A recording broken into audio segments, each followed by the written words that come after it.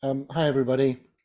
I'm going to share my screen. There's a, a short PowerPoint where I'll go through some of the content of the course, the activities, what people have done, and then a little bit of the structure of the programs because we offer a few different things.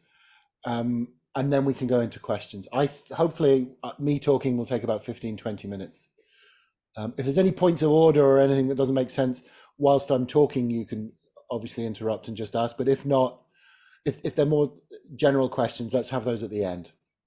And please put things in the chat as you go along, and we can capture those or note those, as we go, or as Francis says at the end. Thanks, Declan. Right, so I'm just going to share my screen. Great, and I will just, there we go. Okay, so we're going to go through some of what we do on MA and MFA art in the contemporary world. And maybe I'll also explain what's going on in some of the slides. So like one of the things that we do is we have a lot of sort of institutional engagement and collaboration. So we had a 3-year relationship with the Goethe Institute in Dublin, and this is one of the shows that we put on there, well, the students put on, sorry, I should say. This was manifestations of their research into modernism. So you see a number of different projects there in play. So to introduce then, the MA, MFA Art in the Contemporary World is a research and practice program, which we look at contemporary art and we look at the theory and practices of contemporary art. And we get a lot of people like artists, curators and writers on the course, but it's also quite a mixture of people who are coming on the course. It's run by myself and Declan, who you've met, along with our colleague, Sarah Pearce, who you see the back of her there, also looking at some student work. We welcome graduates from a variety of backgrounds. So we get a core of students who are coming out of an art practice, but that's by no means the only type of student that come onto the course. We get students from art history, literature, philosophy, and cognate disciplines in the humanities, film studies, architecture and design. But we've also had quite a lot of other people coming into the course who are interested in a type of practice, but have maybe come from other disciplines, including things like engineering. We had a student a couple of years ago who was a postdoc student actually in neuroscience. Any others, Declan, that you can remember? Because I know we've had quite a few people who've come in from elsewhere. Well, there's people who've come from graphic design or from different forms of engineering and law. Actually, and some people. Oh yeah, law. That's right. Medicine. No, I think And about medicine. A couple of people from medicine. Yeah. So it's not a fine art MFA course. It's very kind of different, and maybe that'll become clear when I talk about the structure as well. But what we say to everybody, it's the sort of the ethos of the course is we encourage everybody coming into the course to imagine that they have a practice. And what they're going to do then is situate that practice within the field and the discourse and the coordinates of contemporary art theory. But that practice could be an expanded practice, it could be a curatorial practice or a writing practice, or broadcasting or event management or painting or filmmaking, whatever. We've had people from all of those different kind of forms of practice. There is quite a strong emphasis on writing and talking and language, but that's not the only thing that we do. There are 2 pathways for study. I'll introduce this now, and then at the very end, I'll just talk a little bit more about the practicalities of these 2 pathways. There's the MA ACW, which is a 90-credit course. This is a taught program, and it will be focusing on contemporary art practices and their critical, theoretical, historical, and social contexts. Participants undertake analysis of the work of key contemporary artists, curators, critics, theorists, and so on. And then there is also running alongside and in addition to that, the opportunity for an MFA study. And the MFA element of that then would be the opportunity to present an expanded theory practice research project. Again, I'll go into that a little bit more at the very end. And we can also take questions if people are interested on that. Students in that MFA space will develop a variety of practices at the intersections of art and theory. There is this emphasis in that MFA space on collective thinking, group work, but that's also balanced with independent research. And the kind of spirit of it is that you would be trying out stuff, experimenting with a kind of practice, to work out how you're going to realize that practice, and then to kind of contextualize that within theory. This year we have, on the MFA space, we have 2 musicians, we have a performance practice, and we have a kind of writing archival practice, and somebody's working with photography. In the past, we've had sculptors, painters, but also theorists, and this is grounded in visual culture. We're a visual culture school that this program is based in, so we want to have an open mind about what that practice might be.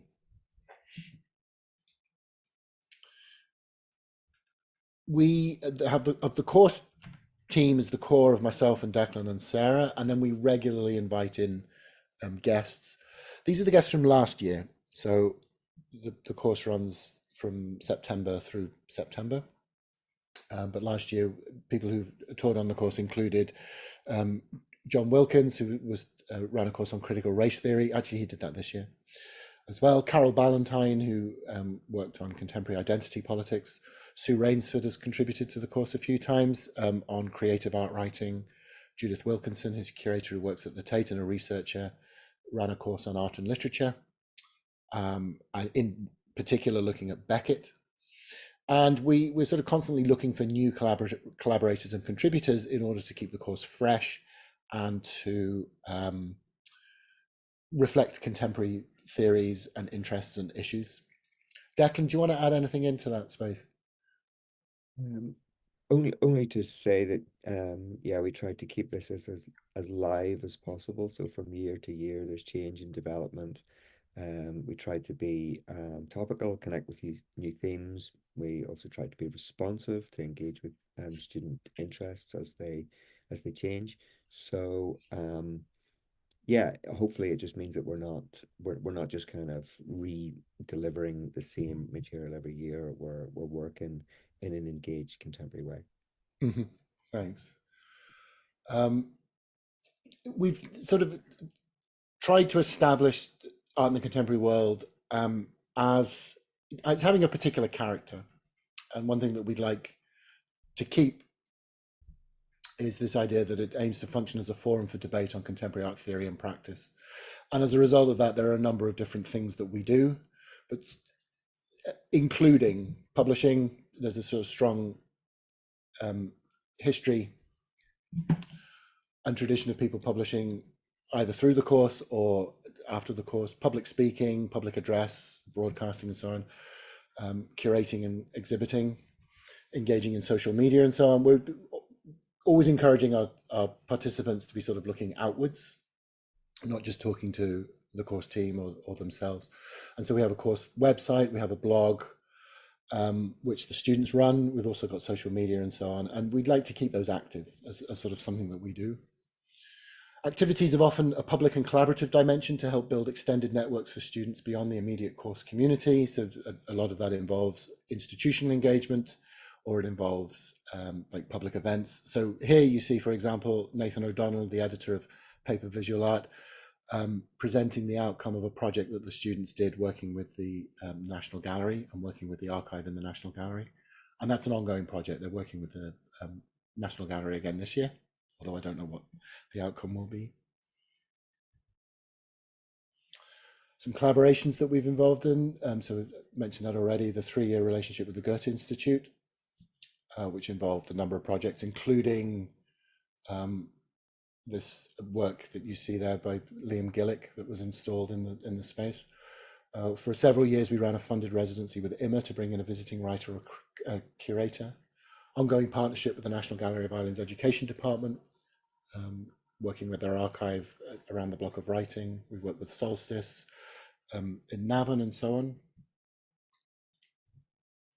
Publication produced through the module My Fair Lady, which was this is just some of the student outcomes that come out.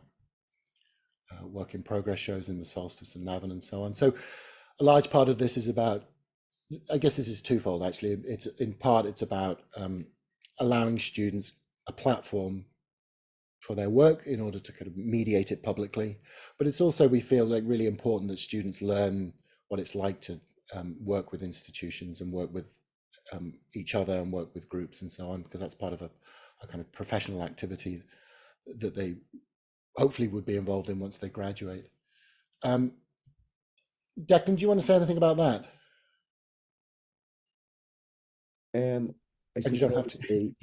sorry, that just to say that we try to create opportunities within the course for people to test things and experiment within the group, and to, debate things within the group. But then we also want to add to that the opportunity to connect outwards. So both of those things are important, the sort of security and support of a the internal group dynamic, and then the challenge and opportunity of the of looking outwards. Again, with the collaborations, we don't want these to become static or stayed, so we try to kind of continually refresh these by looking at different possibilities for partnerships and different opportunities for students. Brilliant, thanks. Last couple of slides then. These are about sort of what people have done and what people are doing. Alumni opportunities. Because of this institutional collaboration that we do, we find that students become a little bit more comfortable working with institutions. We are not, and we have never claimed to be like a curatorial studies MA, and we don't do those things, in part because I'm not sure we really know if that can be taught sort of specifically. So it's not specifically a vocational MA, but instead it is about giving students the confidence to think about their practice. And as a result, graduates have taken up roles in a number of different places that are sometimes curatorial, sometimes to do with research, but also sometimes to do with other things, including writing and so on. So, and they include the Serpentine Gallery, where I think they're working with media, the students working there, the Tate Gallery, MoMA, where a few students did some residencies and apprenticeships, David Zwerner Gallery, Sternberg Press, and it's probably worth pointing out that one of the founders of Paper Visual Art, which you see there, which is a Irish journal on contemporary art writing, came out of the course. The editors came out of the course, and then is now an editor for Sternberg Press, which is an art press based in Berlin. One of the directors of Solus Nua, which is a organization which promotes Irish culture in America, came out of the course, in part because they had been running a space here in Dublin. Jupiter Artland, which is another kind of art projects organization. Temple Bar Galleries and Studios, we've had a long-standing relationship with them. The Museum of Literature in Dublin, where one of our graduates now works in education. Kevin Cavan Gallery, which is a contemporary commercial art gallery. Visual Carlo, which is a public art space. The director there now also came out of the course. The Glucksman and the Triskel, Belfast, oops, sorry, Belfast Exposed, and Queen's University Norton Gallery. So as you can see, hopefully there are sort of, hopefully we give students the sort of vocabularies and the confidence to be able to kind of work with various different institutions. Recent alumni achievements, we just picked these out just to give a sense of it. There are more than these, but Adrian Duncan, who was one of the founding editors of Paper, along with Neve Dunphy. So they've sort of set this journal up and then have stayed on the editorial team. Adrian Duncan, who comes out of engineering, actually, I should point out, he's one of those interesting people who sort of moved from one field into another. So he sort of had a lot of skills in terms of building and making things, but wanted to sort of explore what it would mean to test those things out in an art space, and is now an artist, filmmaker, editor, and award-winning writer and novelist. His current film is part of the Dublin Film Festival, if anybody's interested in checking his work out. Lily Cahill, who's a writer and educator, a co-editor of Critical Bastards, which is this little kind of fanzine, and is also the educational coordinator at MOLI, Museum of Literature, and really developed their practice through the course, and is now a really kind of exciting and innovative writer, award-winning art writer. Emma Walsh, they did the course several years ago and is now representing Ireland in the Venice Biennale this year.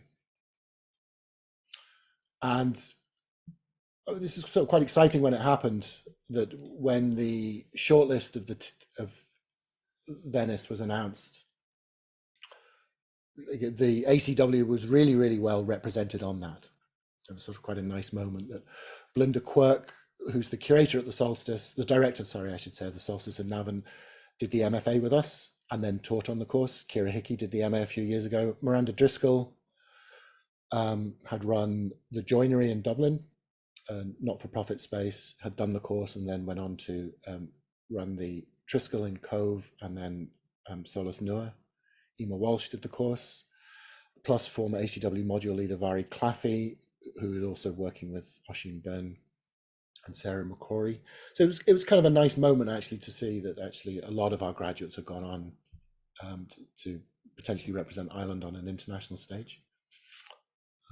And I think just before, I'm going to wrap up by talking about structure and then we go to questions, but is there anything else you'd like to mention, Declan? No, I think that's good. I think you just, I think you've covered a lot there. So great. Yeah. Okay, great. So last point is to just mention a little bit about structure. We won't get bogged down with kind of credit weightings or anything like that, but just to give a sense of what you would be studying and how and so on. I say we got a lot of visitors coming in and our content is constantly changing. We like to keep it kind of fresh and up to date. And we often have new collaborators and the institutions that we're working with might shape the content. But in general, it is organized around these kind of 4 key moments. So all students will study under these 4 different themes. The first theme is practices, where there is an ongoing seminar that looks at contemporary art practices, what's going on in contemporary art. The theme of this necessarily changes every term. And so we sort of look at what's going on in contemporary art and we alter the content accordingly. Declan teaches a lot in that space because that's his area of expertise. And we also share those classes with the fine art MFA. So there's there's quite a big and lively discussion going on. Do you want to say anything more about that as an area, Declan? Yeah, I suppose sometimes we theme those classes. It could be a topical theme or just something a little bit more idiosyncratic that links different versions of contemporary art together. Sometimes we're responsive to things that are happening, major exhibitions, like the Venice Biennale or Documenta. So we look ahead to the way those kinds of shows are going to be themed and the kinds of artists that are going to be represented. So yeah, again, trying to keep it live, but we will also, look to make connections that are historical or that reach out to wider social issues, and we'll aim to cover, a wide range of traditional media while also taking account of new developments that are, interdisciplinary and innovative in ways that, we're only developing a language for. Great. Second main block is writing. That's probably needs to be retitled actually, insofar as there's a focus on language in that space. So a lot of it is about writing and about students' own writing and their own writing as a practice, but we also look at different models of writing, including writing for research, art writing, creative writing, and so on. But when I say it might need a sort of an expanded title, we also look at speech, the broadcast, words, and like other ways in which words might be mediated. So this is a sort of a key feature of the course running over the year. Thirdly, we kind of ground the course in looking at theories. So that again runs throughout the whole period. And that's a kind of a balance between some key coordinates and some key modern and contemporary theoretical paradigms. The idea being that we give all of the students on the course at any time a kind of set of shared reference points, as almost like a lingua franca. So we might look at post-structuralism or modernism or psychoanalysis or whatever. More recently, we've been looking at those key theories through the lens of decolonization and deconstruction as a way of sort of introducing key theories, but also thinking about how they may be critiqued. And then alongside that, we would also think about contemporary theoretical paradigms, stuff that is in the air or key theories that are being discussed in art discourse right now. There's a key, I'm going to have to stop saying the word key. There is a feature of this theories that we look at theories of participation, collaboration, politics, and ethics as well. Do you want to say anything about either of those two, Declan? No, I think that's okay. Maybe at the end, people might have questions that we can leave it to them. Great. Oh, I just quickly check the chat there, just in case. Okay, we can It's answer just a question there about recordings, about which recording. maybe at the end again, Camille might be able to fill us in on that. Great. Yeah, I'll explain to everyone so that. Great, thanks, Camille. And then from that core block, then there's a fourth element, which is called situations. And it's in this space where a lot of our guests come in, because these are, as it says here, short interdisciplinary seminars. They change all the time. We give them this name situations in order that we can swap out the content all of the time. And this is where a lot of the time we might have new people coming in. So we've had people there. Just trying to think off the top of my head what the different themes have been. I did one on David Bowie in that space. That's where John did critical race theory. Declan did one on, or does one on sort of contemporary art and literature. That's where Judith did her one on Beckett. We've had ones on currency, infrastructure. What other ones have gone in there, Declan? Yeah, various digital issues or discussions about ecology and the domestic space. Oh, that's so right. Yeah. it's quite a range, and those are 6-week courses that you sort of take for that period, and then move on. But it's a good way to kind of widen the range of discussions that we're engaged in across the course. Brilliant. So basically every student, whether you're on the MA or MFA, does that to begin with, right? That's 60 credits. If you're going to go on to do the MA, then you would take another trimester, one more term, and you would write a thesis or its equivalent. It doesn't have to be a written thesis, although many students choose that option, but basically present the outcome of a research process. And then alongside that, there are a couple of smaller modules which are about making that work public. So that could be around group work, or it could be around individual stuff. We work that out with each group and with each student. The way things fell this year, for example, only one student was completing their MA at the end of that process for all sorts of various different reasons, including students going into the MFA, part-time options, and so on. So obviously we didn't do group work with that student, but she wrote a thesis about her own printmaking practice, and that went alongside a show that she actually curated in Temple Bar. So there are different options there, but that's what an MA student would do. If you're doing that if you're doing that full time, that would be 1 calendar year. So the 4 blocks on the left would typically take 2 terms, and then that final MA process would take the summer period, and you'd be ending up around about October the first time you came in. There are part-time options, which we can talk about if anybody's interested. And then whilst if you were doing the MA option, then you do the 4 key blocks, and then you'd write your final project. If you're going to do the MFA, what you would do is you wouldn't write that final project, and you'd come back in October again, and you do another 2 trimesters, and you'd end up with 120 credit MFA.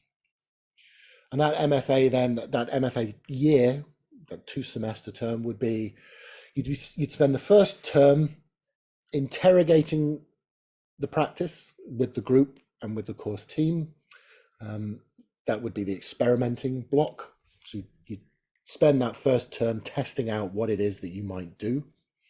There'd be crits, there'd be group discussions, there'd be sort of experimentation in space, all sorts of different things you could do to experiment with the project. And then in the contexts seminar, you'd be working out the kind of research field that it sits within. So you'd be doing research around the topic, you'd be sort of looking for precedents, you'd be kind of just situating it within a kind of a more general research field. And then in term 2, you'd realize that project. And then there would be a small public reflection alongside that. As you're probably seeing then, there's quite a big dimension of the course, which is about thinking about how to mediate your work, your ideas, and your practice to a public, whatever that public may be. The thing to note about this then is that this is very different, and it's not a studio-based MFA. It's a very, very different proposition. In a studio-based MFA, what you might do is spend 2 years developing through crits mostly a type of practice, and then you'd realize a big show at the end or some sort of major presentation of that.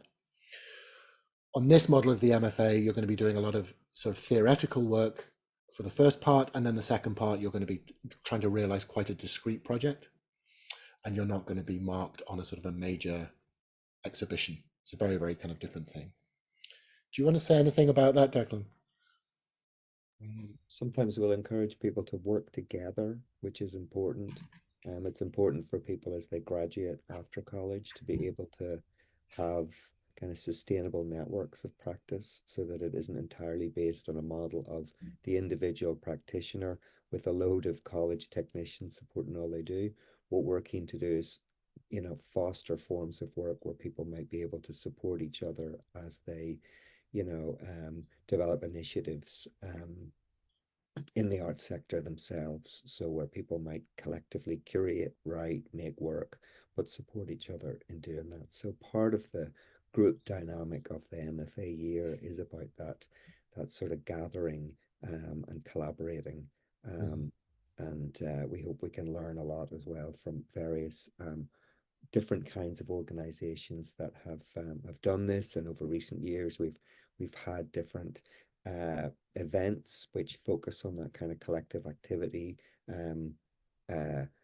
Events, for instance, in collaboration with NCAD's Creative Futures Academy project, in which, you know, the Ruin Gruppe from Jakarta,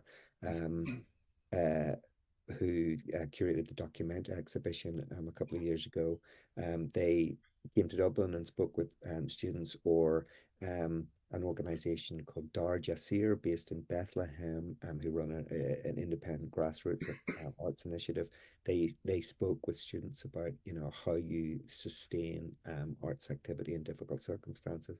So we're looking to find ways to help students collaboratively support each other. So that's all I'll say there. No, that's great. That's really helpful, actually. So public is a main part of this. Collaboration is a main part of this. Institutional engagement is a big thing. Rooting that in theoretical coordinates, I think, is a main part of what we do. And then finally, thinking about this notion of practice. What that practice is up for grabs, actually, and we've got a very open mind about that. It's our job to work with you to think about how to mediate that practice. But this year, like I say, we've got somebody who's exploring a drumming practice, somebody who's exploring playing the harp and pedagogy and the kind of phenomenological experience of that. We've got somebody doing photography. We've got somebody doing archival work. Is that it? Yes. Oh, and sorry, and somebody doing performative practices where they're exploring kind of gender and identity. I don't think any of those 5 projects are sort of a studio-based fine art practice. Potentially they're much more interesting than that. And even when we've had in the past people who've come in with a very, very kind of clear understanding of their practice being a studio-based practice, they've been developing it in relation to a kind of an expanded theory project whilst they're on the course. You know, we're not, it's a different prospect than an MFA studio practice. And then that's it.